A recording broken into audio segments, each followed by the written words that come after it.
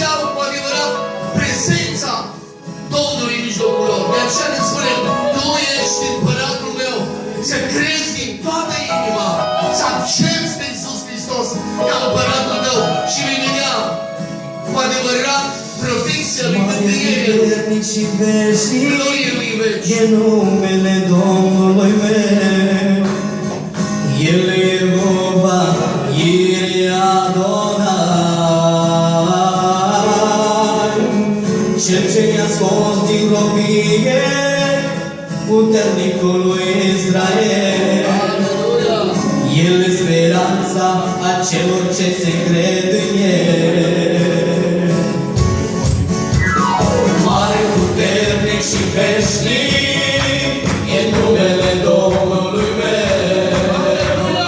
El e Jehova, Yireh Adonai, Cel ce ne-a scos din robie, puternicul lui Israel. El e speranța acelor ce se cred în El. Trăiască Domnul, trăiască Domnul, lăudat să fie Domnul, lăudat să fie Domnul. El este Sfântul lui Israel. Trăiască Domnul, trăiască Domnul, lăudat să fie Domnul, lăudat să fie Domnul. E apa ce aduce viorare. Domnul Iisus! Mare, puternic și veșnic Aleluia! e numele Domnului meu. El e Jehova, Yireh Adonai,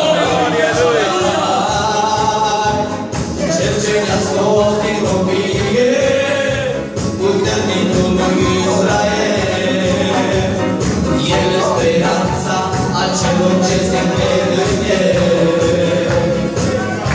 Trăiască Domnul, Trăiască Domnul! lăudat să fie Domnul, Lăudat să fie Domnul!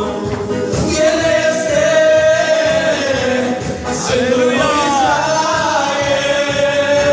Trăiască Domnul, Trăiască Domnul! lăudat să fie Domnul. Lăudat să fie Domnul! E apa ce aduce viorare. Aleluia, aleluia, aleluia, aleluia. El va împărăți și veșnic va trăi.